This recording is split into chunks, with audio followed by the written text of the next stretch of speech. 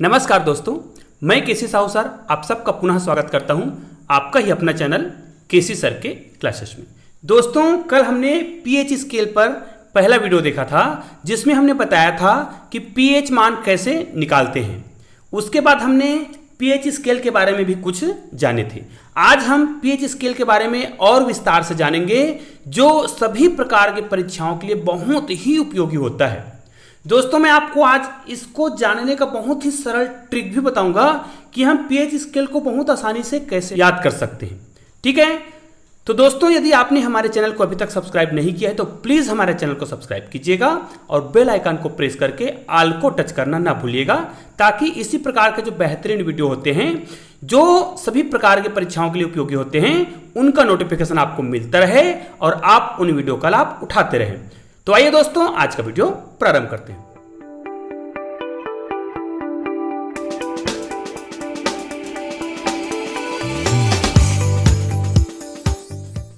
तो दोस्तों, कल हमने एक पीएच स्केल के बारे में पढ़े थे।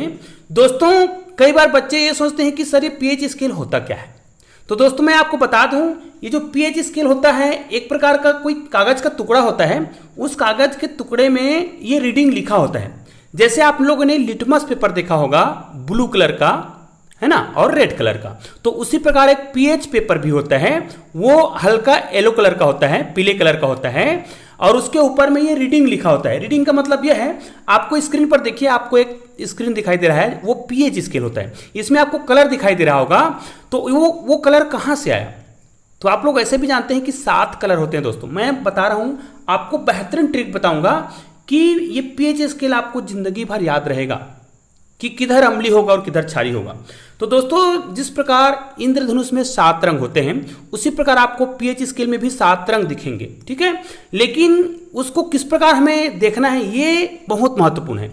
तो ध्यान दीजिए, यहां पर देखिए, ये पीएच स्केल में 0 से 14 तक अंक लिखे होते हैं, और ये अंक किस पर लिखे होते हैं, इसमें कोई रंग डिवाइड रहता है। ध्यान दीजिएगा, यहां से यहां तक, यहां से यहां तक कुछ निश्चित कलर होता है। उस कलर के आधार पर ही इनको हम क्या कहते हैं, पीएच स्केल बोलते हैं। तो इसको प्रैक्टिकल कैसे करते हैं, तो पहले ये ध्यान दीजिए, इसको रंग कैसे डिवाइड करते हैं। तो जैसे 7 रंग होता है, तो यहां से जब हम चालू करेंगे तो बैगनी, आपको एक ट्रिक याद होगा, बैजानी हप्पी नाला, तो उसी को मैं यहां पे बता रहा हूं।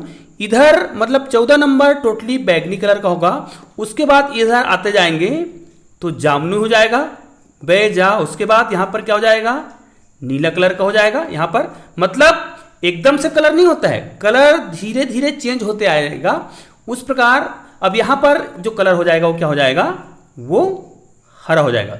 बैजानी ह, यहां पर हरा हो गया। उसके बाद क्या होगा, बैजानी ह। उसके बाद यहां पर पीला हो जाएगा, और यहां पर क्या हो जाएगा, नारंगी, और आखिरी में क्या हो जाएगा, लाल। ठीक है, तो इस कलर को आप याद रखिए, बैजानी हप्पी नाला, है ना। इसका मतलब जब हम किसी केमिकल में पीएच स्केल का प्रैक्टिकल करें, मतलब मान लीजिए हमारे पास कोई पात्र है और इसमें कोई अम्ल भरा है, और इसमें यदि हम क्या करते हैं, पीएच स्केल वाला जो पेपर होता है, ध्यान दीजिए दोस्तों, आपको लिटमस पेपर को नहीं करना है। पीएच स्केल का एक पेपर आता है जो हल्के पीले कलर का होता है। उस पेपर को यदि हम इसमें क्या करते हैं, डुबाते हैं, तो डुबाने के बाद इसमें एक निश्चित कलर आता है। ध्यान दीजिएगा, आपको बहुत सरल तरीके से बता रहा हूं। तो उस निश्चित कलर को हमें इस कलर के साथ मैचिंग कराना है। जैसे आप पीएच स्केल में देख लीजिएगा, आपके स्क्रीन में दिखाई दे रहा हो, तो ये वाला कलर जिस कलर के साथ मैच करेगा, है ना, तो उसमें नंबर लिखा होता है। तो उस नंबर के आधार पर हम कह सकते हैं कि जिस कलर से मैच खाएगा उस कलर में इसको हम मैचिंग करेंगे, और जिसके कलर के साथ मैचिंग कर रहा है उसमें जो नंबर लिखा होता है वही कलर का वो क्या होता है, उसका पीएच मान होता है। दोस्तों, इसके लिए हमें क्या करना पड़ता है, केमिकल में उस पीएच पेपर जो होता है उसको डुबाते हैं। उसके बाद जो भी कलर आता है उस कलर को इस नंबर के साथ मैच कराते हैं। जिस कलर के साथ मैच करता है, आप स्क्रीन में देख सकते हैं, जिस कलर के साथ भी मैच करेगा वही उसका क्या कहलाएगा, पीएच मान कहलाएगा। तो ये बड़ा ही सिंपल सा ट्रिक है। ये देखिए, बीच में वैसे भी 7 कलर होते हैं, तो 7 मतलब विषम संख्या है, तो निश्चित रूप से बीच में कौन सा आएगा, हरा कलर आएगा। तो हरा कलर वाला पदार्थ, है ना, जिसमें हरा कलर आ जाए, है ना, केमिकल में डुबाने के बाद, तो वो क्या कहलाएगा, न्यूट्रल कहलाएगा। मतलब वो क्या होगा, उदासीन होगा। उसी प्रकार इधर अगर वो बैंगनी कलर में आता है तो बैंगनी कलर किस नंबर से मैच करेगा? 14 नंबर से मैच करेगा। तो वो क्या कहलाएगा? उसका पीएच मान कितना होगा? 14 होगा। उसी प्रकार जिस कलर के साथ मैच करता है वो उसका क्या कहलाएगा? पीएच मान कहलाएगा। तो दोस्तों इस प्रकार हम पीएच मान निकाल सकते हैं। इसके लिए किसी प्रकार की फार्मूला लगाने की आवश्यकता नहीं होती है, बस आपको केमिकल में उस पीएच पेपर को डुबाना है और पीएच पेपर में जो भी कलर आएगा उस कलर को इसके साथ क्या कराना है? मैच कराना है। जैसे ही मैच करता है, जिस कलर के साथ मैच करेगा उस कलर में जो नंबर लिखा रहेगा वही उसका क्या कहलाता है? पीएच मान कहलाता है। याद रखिए दोस्तों, यहां पर तो 0 से 14 तक नंबर लिखा हुआ है, लेकिन आपके पास तो 7 कलर है, तो क्या एकदम से कलर इसमें चेंज हो जाता है? नहीं होता है, हल्का हल्का कलर चेंज होते जाता है। तो इस बात को आप बहुत ही सरलता से याद कर सकते हैं कि इधर के जो कलर होते हैं, बैंगनी होते हैं, जामुनी होते हैं, नीले कलर का होता है, और ये बीच वाला हरे कलर का होगा। उसके बाद कलर धीरे धीरे क्या होता है? चेंज होते जाता है। यहाँ पर पीला कलर आएगा, फिर नारंगी कलर आएगा, संतरा कलर, उसके बाद लास्ट में कौन सा कलर का आता है? रेड कलर का। तो आप लोगों ने देखा होगा किसी केमिकल में जब हम प्रैक्टिकल करते हैं तो जब सबसे ज्यादा रेड कलर आ जाए तो वो क्या होता है? उतना ही कॉन्सेंट्रेट होता है, तो वो ज्यादा क्या होगा? अम्लीय होगा। आइए दोस्तों, अब मैं आपको एक बहुत ही महत्वपूर्ण संबंध बताऊंगा जो बहुत ही महत्वपूर्ण होता है, तो उस संबंध को हम देखते हैं। आइए दोस्तों, आज हम एक बहुत ही महत्वपूर्ण संबंध स्थापित करना सीखेंगे। जी हाँ, पीएच, पीओएच और पीकेडब्ल्यू में संबंध दर्शाना सीखेंगे। तो दोस्तों कल हमने जब पीएच मान निकाला था तो एक बहुत ही महत्वपूर्ण सूत्र निकाल लिए थे।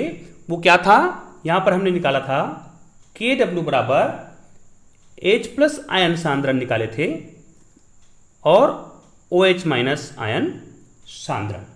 इसका मान कितना निकाले थे? हमने बताया था ना कि ये KW का जो मान होता है वो कितना होता है? 1 गुणित 10 का घात माइनस 14। और मैंने बोला भी था कि इस सूत्र को आपको याद भी रखना है। ठीक है, तो ये तो हमें याद है, तो इसी के बराबर देखिए, जब इसके बराबर ये है और ये इसके बराबर है तो इसको हम क्या लिख सकते हैं? 10 का घात माइनस 14।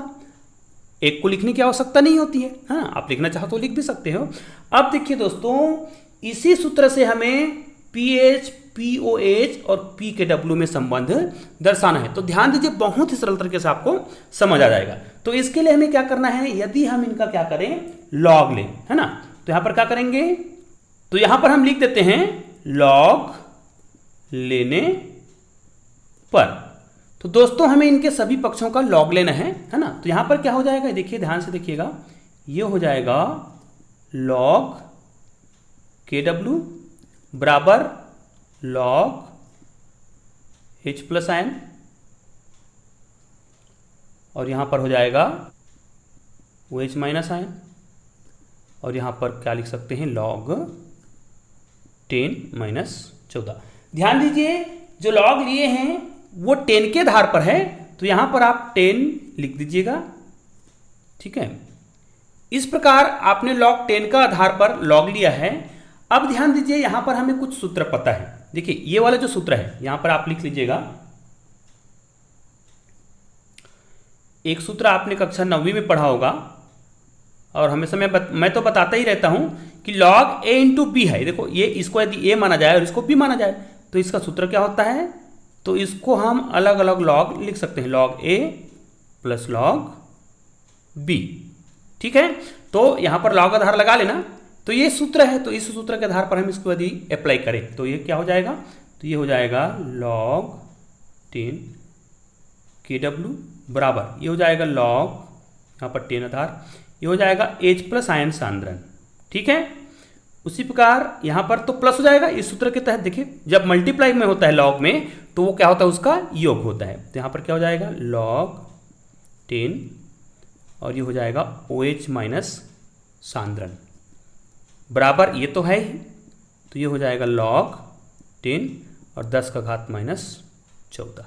ठीक है, अब ध्यान दीजिए दोस्तों, यदि हम इन सभी को ऋण से गुना कर दें तो क्या होगा? ये देखिए, यदि ऋण से गुना कर दें, यहां पर लिख दीजिएगा आप लोग, ऋण से गुना करने पर, तो ये क्या हो जाएगा? ऋण लॉग। अब ये ऋण से गुना क्यों कर रहे हैं ये भी मैं आपको बता रहा हूं कि ऋण से गुना क्यों करते हैं।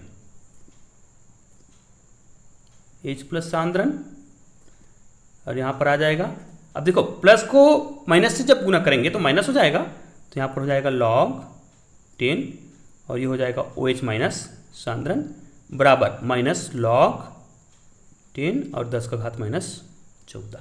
ठीक है, इसको हमने ऋण से क्यों गुना किया? तो दोस्तों आपको सूत्र पता है, मैंने कल सूत्र बताया था लॉग का।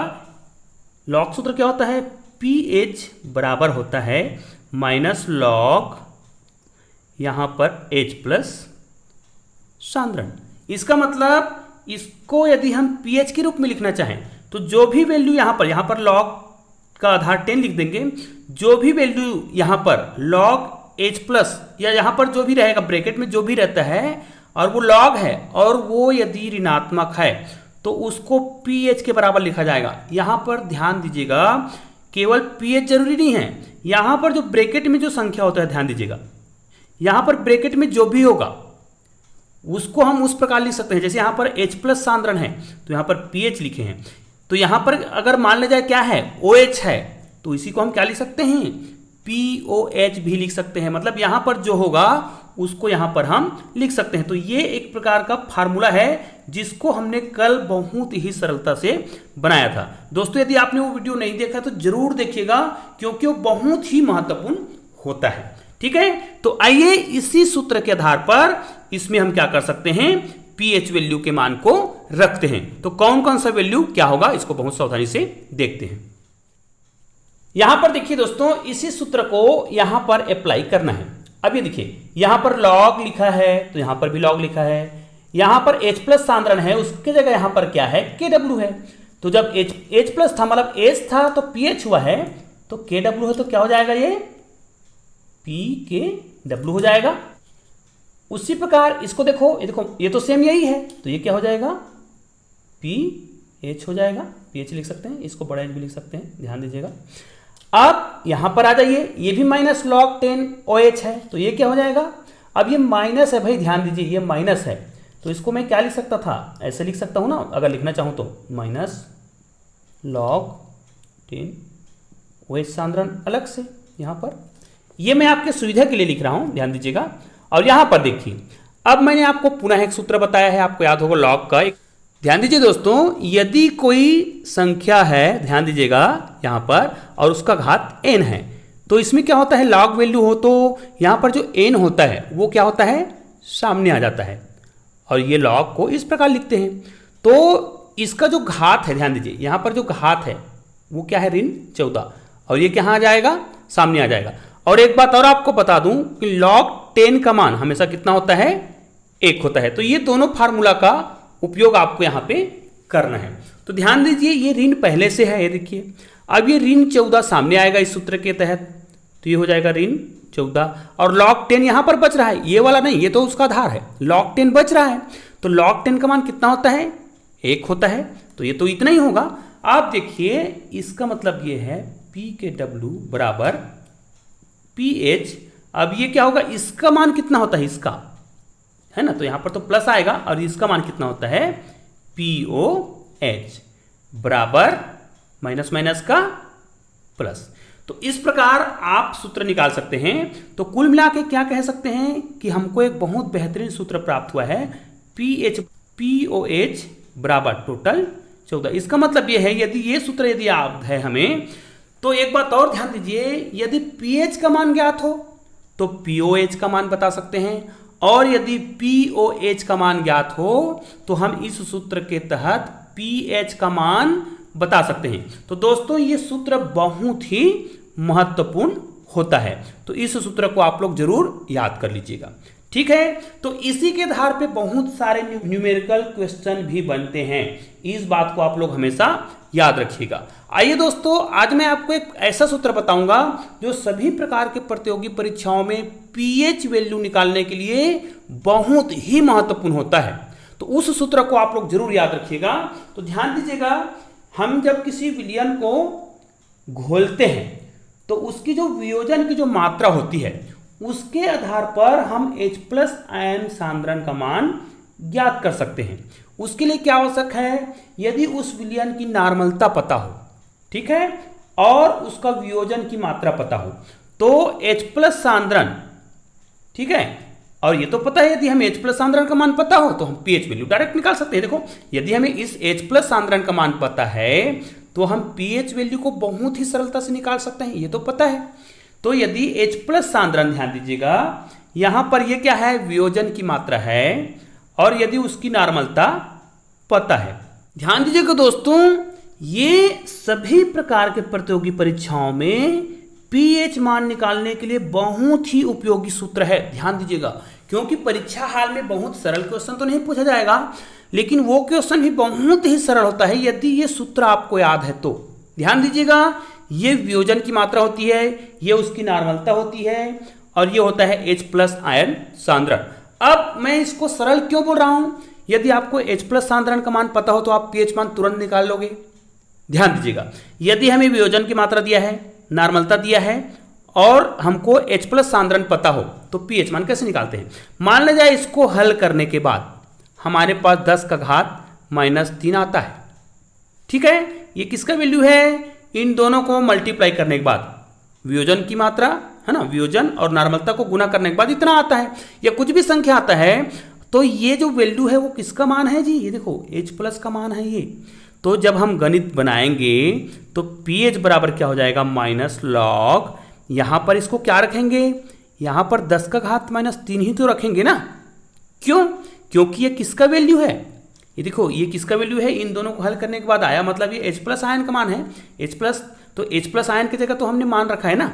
अब इसको जब हल करेंगे, ये देखो, तो हल करेंगे तो ये सामने आएगा, तो ऋण पहले से था, ऋण और आएगा, और log 10 का मान कितना होता है, 1 होता है, तो ऋण देखो, ऋण और ऋण का क्या हो जाएगा, प्लस हो जाएगा। तो इस प्रकार pH वैल्यू का मान कितना आ गया, 3 आ गया। तो इस प्रकार आप आंसर निकाल सकते हैं। तो इसीलिए मैं बता रहा हूं कि इसका मान बहुत ही महत्वपूर्ण होता है pH मान निकालने के लिए।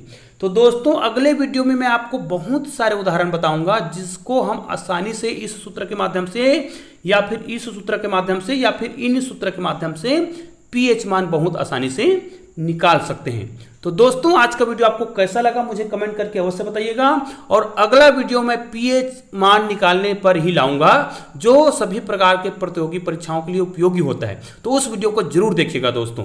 तो दोस्तों, आज का वीडियो आपको पसंद आया है तो प्लीज इस वीडियो को लाइक कीजिएगा, और अधिक से अधिक बच्चों को शेयर भी कीजिएगा, ताकि सभी बच्चे इस वीडियो का लाभ उठा सके। धन्यवाद दोस्तों।